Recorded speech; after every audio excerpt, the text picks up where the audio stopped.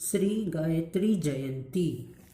हिंदू धर्म में गायत्री को वेद माता कहा जाता है, अर्थात सभी वेदों की उत्पत्ति इन्हीं से हुई है। माँ गायत्री को भारतीय संस्कृति की जननी भी कहा जाता है।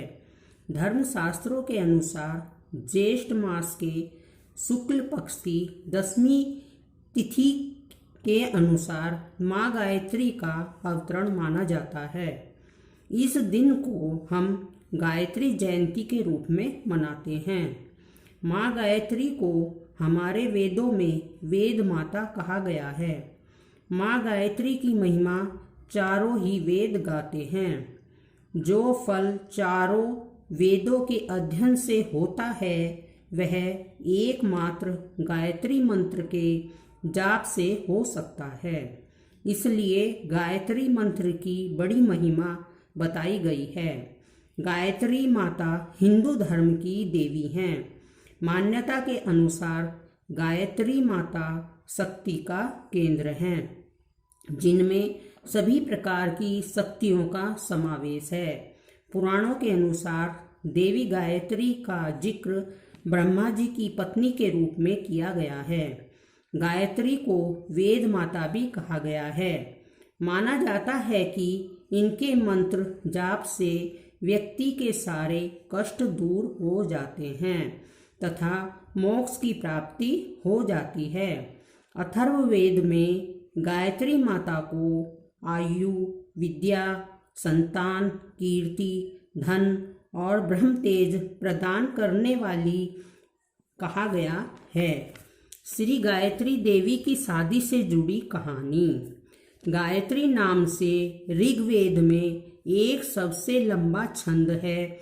गायत्री को आद्या शक्ति प्रकृति के 5 स्वरूपों में एक माना गया है।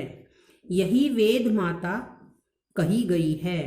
किसी समय ये सविता देवी की पुत्री के रूप में अवतीर्ण हुई थी, इसलिए इनका नाम सावित्री पड़ गया। इनका विग्रह तपाए हुए स्वर्ण के समान है। वेदों में अदिति के अलावा सविता का भी कई जगहों पर उल्लेख मिलता है। पद्म पुराण के अनुसार वज्रनाश नामक राक्षस का वध करने के पश्चात ब्रह्मा जी ने संसार की भलाई के लिए पुष्कर में एक यज्ञ करने का फैसला लिया। ब्रह्मा जी यज्ञ करने हेतु पुष्कर पहुंच गए, लेकिन किसी कारणवश सावित्री समय पर नहीं पहुंच सकी।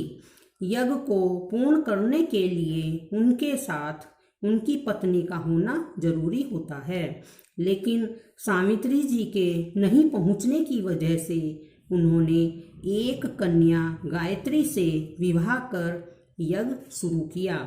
उसी दौरान देवी सावित्री वहां पहुंच गई और ब्रह्मा के बगल में बैठी दूसरी कन्या को देख क्रोधित हो गई।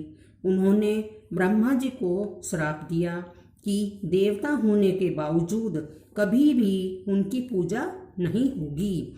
तब सावित्री से सभी देवताओं ने विनती की कि आप अपना शाप वापस ले लीजिए, लेकिन उन्होंने नहीं लिया। जब गुस्सा ठंडा हुआ तो सावित्री ने कहा कि इस धरती पर सिर्फ पुष्कर में ही आपकी पूजा होगी। गायत्री देवी की कथा पढ़ने से और सुनने से सौभाग्य की प्राप्ति होती है।